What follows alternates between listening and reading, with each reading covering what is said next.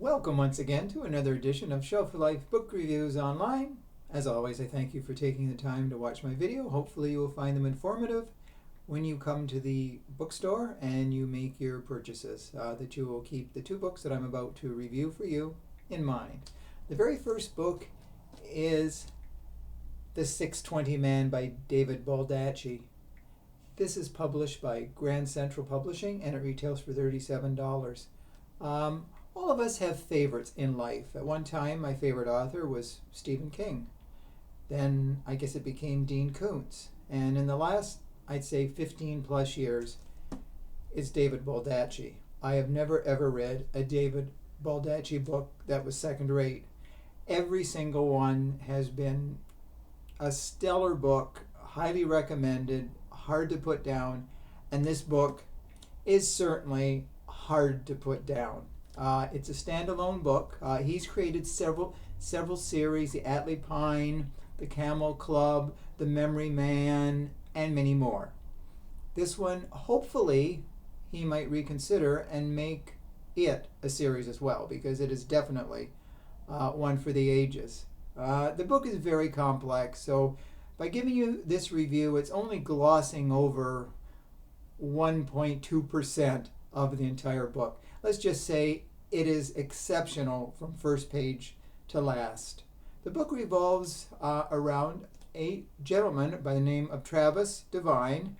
He's called the 620 Man because he takes the 620 train every morning into work at the Cowell and Cumley investment firm. It's one of the most prestigious investment firms in New York. His life is pretty normal. Some mornings he sees, Mr. Cowell, who's one of the owners of the companies, he's got his estate on the route to that the train goes through, and he sees this woman in the backyard, a blonde, usually in a bikini, very skimpy bikinis, different colors, and the colors have symbolism as well too. So, but anyways, he gets to work one morning. And on his computer is a message that comes from nowhere that says she's dead, and he has no way of finding out who the sender. It's an anonymous email. So later that day, he finds out a woman is found dead on the 51st floor of the building. Apparently, it seems she committed suicide. Her name is Sarah Ooze, and she works at the company. Now, at one time, Travis and Sarah dated once. They even were intimate once. And because of this, the police start investigating Travis because they realized this might not be suicide. And actually, she had an abortion at one time. And they suspect that Travis was the father of a child. He didn't know she was pregnant. But as the story unfolds, she had the abortion long before she met him. So it's very complex, but still the police are watching him. But Travis was a former U.S. Army Ranger, and a retired military man contacts him and basically almost blackmails him into investigating the Cowell and Cumley investment firm because there's a lot of improprieties at the place. Now, it appears that Mr. Cowell is not exactly the nicest person. He's got his own skeletons in the closet. But I should admit as well that I forgot to say that the retired Army man who is basically telling Travis to investigate, he knows that Travis, on one of his deployments, he beat up a man. They had a disagreement and he left him there. And the man eventually died, which Travis did not realize that. So Travis knows he's got to do what the man says, or else he'll let the police department will arrest him and for whatever they can find him guilty of. He meets this woman who he saw over the fence, this Michelle Montgomery, and he finds out the different colors of her bikinis are like clues to those who are transferring and laundering money. Red means stop it, today, green means go ahead with it. So it's so complex. There's so many characters. The girl Sarah Hughes, who, well, supposedly committed suicide but didn't, her family is murdered. So we find out there are a lot of people, there are including 3 roommates who Travis lives with, a Russian, well, he's a computer hacker, and 2 women. One of the women has a new dating site, and the other one is recently graduated from law school. They also factor into the book. So every character has a purpose and a meaning in this book. And to say much more would give away the incredible story, the incredible plot, and the suspenseful conclusion that, it will, you'll have to feel your pulse, because I'm sure it'll be racing.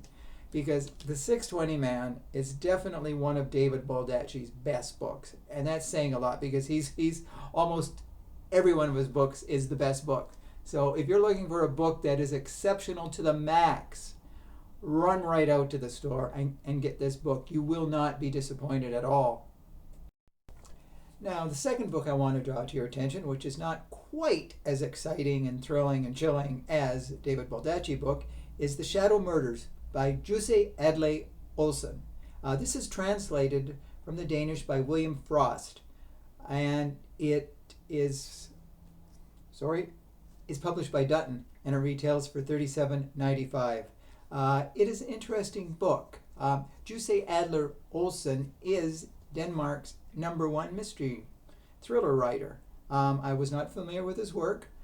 This is book 9 in the Department Q series, which Department Q is sort of a cold case group who looks at past deaths and tries to solve them. Now, the book begins with a woman who is in a field, and there's a lightning strike. 6 people die, but she miraculously survives, and they tell her that she's the only survivor. And she basically flippantly says, well, God wanted me to live. So she doesn't show any remorse for the others that died. She doesn't say, oh no. It's just like, okay, I'm alive. God wanted me to live. So that's sort of the beginning. As the book progresses, in 1988, a woman goes to a auto body shop to pick up her car with her young son Max. As she gets there, there's an explosion in the gas station, and all the people inside die, and Max dies as well. The woman survives, but when she gets to, it's always bothered her, and she's always felt guilty. So on her 60th birthday, she commits suicide. Now the question is, did she commit suicide? So this is another story where a suicide may not be a suicide. And as we find out, the Department Q, the head of the department, and I'm just looking here, his name is Marcus Jacobson. He talks to one of the Department Q staff, and he says, I want you to look at this case, where the gas station exploded. And he looks and he sees old photographs, and outside the gas station there's a pile of salt that they figure out it's salt, and they wonder why was the big pile of salt there. But as the people, actually the guy's name was Carl, and there are 3 others in Department Q. They are Rose, Assad, and Gordon. They also start investigating other crime scenes, and they find salt at the crime scene, so they don't know how it figures in. But there are deaths which are actually murders, which are happening to coincide with the birthdays of world dictators. So it gets very complex here. And there's also a female sort of hit squad who want to kill people who aren't up to par with them. They're sort of inferior to them. So they start killing the inferior people in their eyes. So it's pretty complex too. As they delve deeper into the deaths, they realize, what does the salt symbolize? That we are the salt of the earth? Or it's really quite unique the way the author has layered the story together with the original lightning strike, the gas station explosion, the suicide of the woman whose son Max died, though it's not suicide. But why did they kill her? So it's just one question after another. Now, David Baldacci's book was filled with a lot of questions and suspense.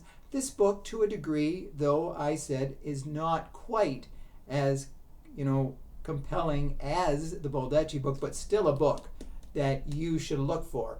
So without a shadow of a doubt, The Shadow Murders is another very highly recommended book from Shelf Life. So those are the two books I wanted to draw to your attention. Hopefully when you're out, like I say, at your bookstore, you will pick these books up because they are both very, very recommended. So send me your comments as well too. Do you agree with me or disagree? So until we meet again, and we will, stay safe, stay sane, stay social distancing, and do stay in touch. Thanks again. Bye for now.